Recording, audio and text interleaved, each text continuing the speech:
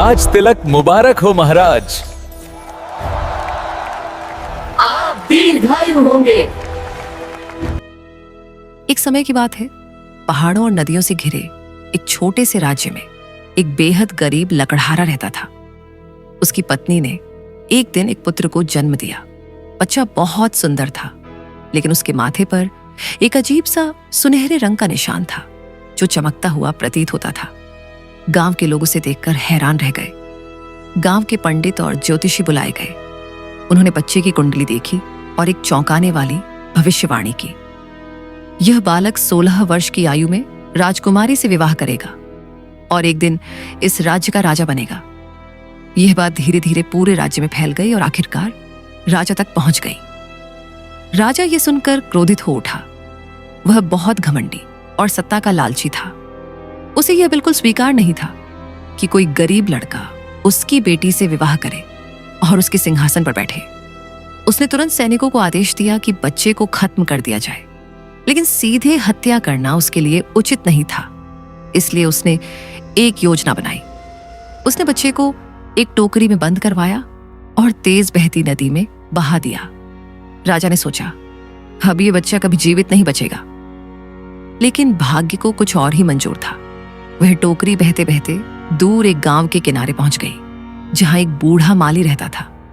वह बहुत दयालु था और उसकी कोई संतान नहीं थी। जब उसने टोकरी खोली और अंदर उस मासूम बच्चे को देखा तो उसकी आंखें नम हो गईं। उसने बच्चे को अपना लिया और उसका नाम आर्यन रखा। आर्यन बड़ा होने लगा। वह बचपन से ही बहुत बुद्धिमान, साहसी और दयालु था। उसे पेड़ पौधों, तलवारबाजी और शास्त्रों का अच्छा ज्ञान था। गांव के लोग उसे बहुत पसंद करते थे, लेकिन उसके मन में हमेशा एक सवाल रहता, मैं कौन हूं? मेरे असली माता पिता कौन है? एक दिन बूढ़े माली ने उसे सच्चाई बता दी कि वह उसे नदी में मिला था। समय बीतता गया और आर्यन एक सुंदर, तेजस्वी और वीर युवक बन गया। एक दिन संयोग से राजा की नजर उस पर पड़ी। जैसे ही उसने उसके माथे का सुनहरा निशान देखा, वह तुरंत समझ गया, यह वही बच्चा है। राजा का क्रोध फिर भड़क उठा। उसने सोचा, इसे अभी खत्म करना होगा, नहीं तो भविष्यवाणी सच हो जाएगी। राजा ने चालाकी से आर्यन को बुलाया और कहा, तुम बहुत योग्य युवक हो। मैं तुम्हें एक महत्वपूर्ण काम देना चाहता हूं। यह पत्र मेरी रानी को दे आओ। असल में उस पत्र में लिखा था, इस युवक को देखते ही मृत्युदंड दे दिया जाए। आर्यन को कुछ पता नहीं था। वह खुशी खुशी यात्रा पर निकल पड़ा। रास्ते में रात हो गई और वह एक झोपड़ी में ठहर गया। वह झोपड़ी चोरों की थी, लेकिन जब चोरों ने देखा कि वह सीधा सादा और नेकदिल युवक है, तो उन्होंने उसे नुकसान नहीं पहुंचाया। रात में उन्होंने उसका पत्र खोलकर पढ़ा और राजा की साजिश समझ गए। उन्होंने पत्र बदल दिया। अब उसमें लिखा था, इस युवक का सम्मान पूर्वक स्वागत किया जाए और तुरंत राजकुमारी से इसका विवाह कर दिया जाए। अगले दिन आर्यन महल पहुंचा। रानी ने पत्र पढ़ा और बहुत खुश हुई। उसे लगा कि राजा ने खुद यह निर्णय लिया है। तुरंत शादी की तैयारियां शुरू हो गईं और कुछ ही दिनों में आर्यन और राजकुमारी का विवाह हो गया। जब राजा वापस लौटा और यह सब देखा तो उसका गुस्सा चरम पर पहुंच गया, लेकिन अब कुछ नहीं कर सकता था। फिर उसने एक और चाल चली। उसने आर्यन से कहा, यदि तुम सच में मेरे योग्य हो तो तुम्हें एक कठिन परीक्षा पास करनी होगी।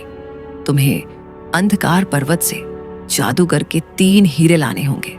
सब लोग जानते थे कि वहां जाना मौत को बुलाना है, लेकिन आर्यन ने चुनौती स्वीकार कर ली। यात्रा के दौरान वह एक गांव पहुंचा जहां लोग दुखी थे क्योंकि उनका तालाब सूख गया था। उन्होंने आर्यन से मदद मांगी। उसने वादा किया कि वह कारण पता करेगा। आगे एक राज्य मिला जहां एक पेड़ था जो पहले सोने के फल देता था, लेकिन अब सूख चुका था। वहां के राजा ने भी उससे मदद मांगी। फिर वह एक पुल पर पहुंचा जहां एक बूढ़ा पहरेदार था जो वर्षों से वहीं खड़ा था और कभी मुक्त नहीं हो पाया था। उसने भी आर्यन से मदद मांगी। आखिरकार आर्यन जादूगर के महल तक पहुंच गया। वहां उसे जादूगर की बहन मिली जो दयालु थी। उसने आर्यन को छुपा लिया और मदद करने का वादा किया। रात में जब जादूगर सो गया तो उसने धीरे धीरे उसके सिर से 3 हीरे निकाल लिए। हर बार जादूगर जागता तो वह बहन सवाल पूछती, तालाब क्यों सूखा, पेड़ क्यों मरा, पहरेदार कैसे मुक्त होगा? जादूगर ने नींद में सभी जवाब दे दिए। आर्यन ने सब याद कर लिया और वापस निकल पड़ा। वापसी में उसने सभी समस्याएं हल कर दी। तालाब में फंसा पत्थर हटाया गया और पानी लौट आया। पेड़ की जड़ों से दीमक हटाई गई और वह फिर फल देने लगा। पहरेदार को बताया गया कि वह किसी और को अपनी जगह खड़ा कर दे। सबने आर्यन को ढेर सारा धन दिया। जब वह महल लौटा तो राजा दंग रह गया। अब उसके पास कोई बहाना नहीं था। कुछ समय बाद राजा बूढ़ा हो गया और राज्य संभालने लायक नहीं रहा। प्रजा ने मांग की, आर्यन को राजा बनाया जाए। आखिरकार राजा को मानना पड़ा। इस तरह एक गरीब लकड़हारे का बेटा, जिसे मारने की कई बार कोशिश की गई, वही अंत में राजा बना। भाग्य, बुद्धिमानी और साहस, इन तीनों के सामने कोई भी चालाकी टिक नहीं सकती। जो सच्चा और मेहनती होता है, अंत में जीत उसी की होती है।